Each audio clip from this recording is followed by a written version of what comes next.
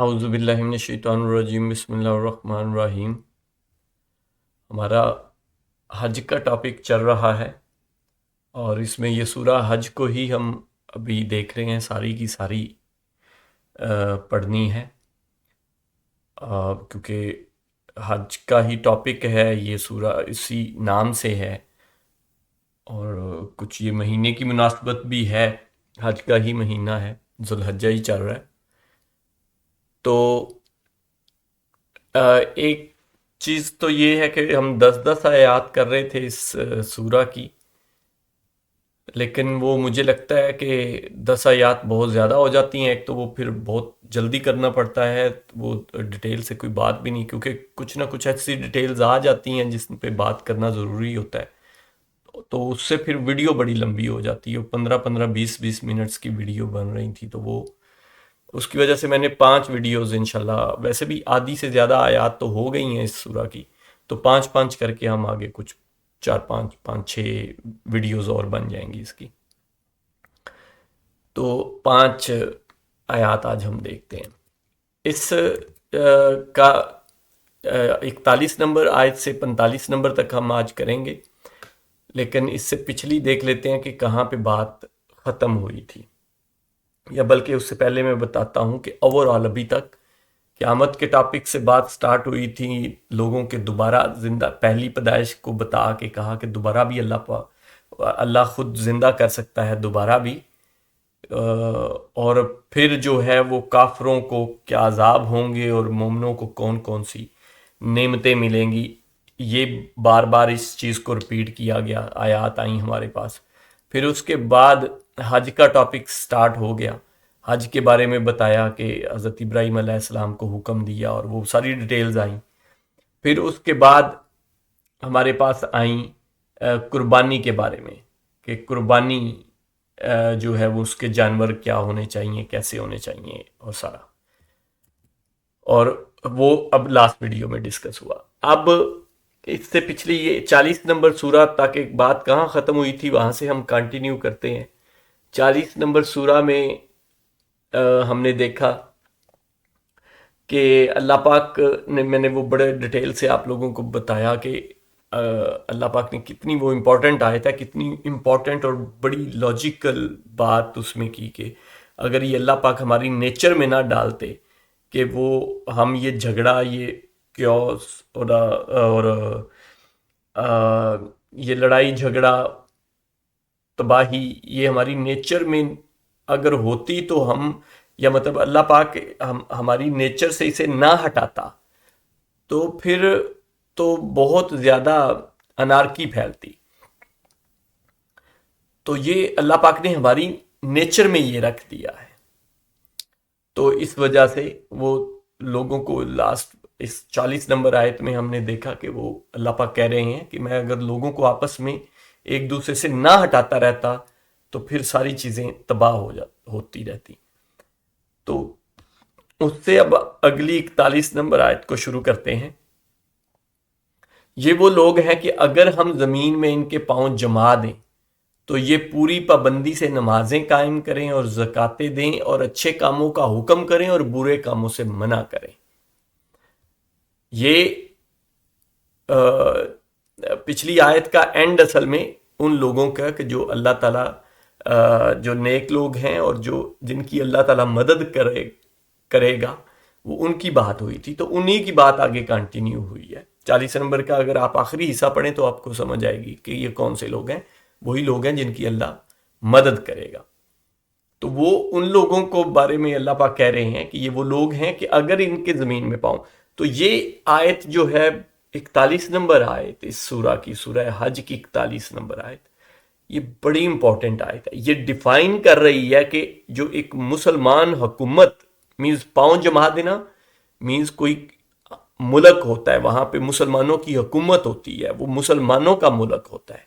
پاؤں جمانے سے یہی مراد ہے نا کہ وہ کوئی اپنی کوئی علاقہ اسٹیبلش کر لیتے ہیں، یا اپنا علاقہ اسٹیبلش کرنے میں کامیاب ہو جاتے ہیں، اپنے ان کے پاؤں جم جاتے ہیں زمین پہ، وہ کہیں نہ کہیں اختیار رکھتے ہیں۔ پاؤں جمنے سے کیا مراد ہے کہ وہ ان کا اختیار وہاں ہوتا ہے۔ تو وہ کیا کریں گے؟ اگر وہ مینز حکومت قائم ہو جاتی ہے، ان کا ملک مسلمانوں کا بنتا ہے، تو وہ کیا کریں گے؟ تو وہ پوری پابندی سے نمازیں قائم کریں گے اور زکاتیں دیں گے، اور اچھے کاموں کا حکم کریں گے اور برے کاموں سے منع کریں گے۔ تو یہ ایک گورنمنٹ کو پورا وہ دے دیا گیا ہے یہاں پہ نصب العین، جس میں آلموسٹ ساری چیزیں ہی کور ہو جاتی ہیں، نمازیں اور زکاتیں۔ تو یہ تو دو نام لے کے فائنل کر دیں کہ نماز پڑھنا اور پڑھانا، اسی آیت کی بیس پہ ہی اگر آپ لوگوں کو یاد ہو تو ضیاء الحق کے دور میں نماز ہر ایک پہ پڑھنا ضروری کر دی گئی تھی، تو وہ یہاں سے ہی۔ اور زکاتیں دیں، تو زکوٰۃ دوسری چیز ہے اپنا، جو ہم پچھلا ٹاپک زکوٰۃ اور اللہ تعالیٰ کی راہ میں خرچ کرنے بڑا ڈیٹیل سے دیکھ چکے ہیں، تو دیکھیں یہاں بھی کتنی ضروری ہے، یہ ویسے ان ٹاپکس میں بھی کر چکے ہیں۔ اور اچھے کاموں کا حکم کریں گے اور برے کاموں سے منع کریں گے۔ تو یہ جو گورنمنٹ ہوگی یا مطلب حکومت ہوگی یا کوئی خلافت ہوگی، جو بھی اس کا سٹرکچر ہوگا، وہ اچھے کاموں کا حکم کریں گے اور برے کاموں سے منع کریں گے۔ یہ کوئی بھی گورنمنٹ کرتی ہے، وہ پولیس کا ادارہ ہوتا ہے، عدالتوں کا ادارہ، وہ اسی کام کے لیے ہی ہوتے ہیں۔ تمام کاموں کا انجام اللہ کے اختیار میں ہے، بے شک۔ یہ دیکھیں، یہ وہ بات ہے جو میں بار بار کہتا ہوں کہ ہماری کوشش ہی ہے، انجام جو ہے وہ اللہ کے ہاتھ میں ہے، ہماری صرف کوشش ہے۔ آیت نمبر 42، اگر یہ لوگ آپ کو جھٹلائیں تو ان سے پہلے نوح کی قوم اور عاد اور سمود اور قوم ابراہیم اور قوم لوط، یہ ان کے بارے میں کہا جا رہا ہے کہ اگر یہ بھی آپ کو جھٹلا دیں تو اس سے پہلے بھی بہت سارے پیغمبروں کو جھٹلایا گیا ہے۔ تو اب یہ دیکھیں پیٹرن کیا چل رہا ہے کہ ہم نے قیامت کا ٹاپک سے سٹارٹ ہوئے، بیچ میں حج کے بارے میں بات آئی، اور اب پھر قیامت کا مینز مین چیز اس میں بھی قیامت ہی ہے، اور آگے اب ڈیٹیلز قیامت کی، اور پھر آگے شاید بیچ میں کچھ چیزیں آ جائیں، لیکن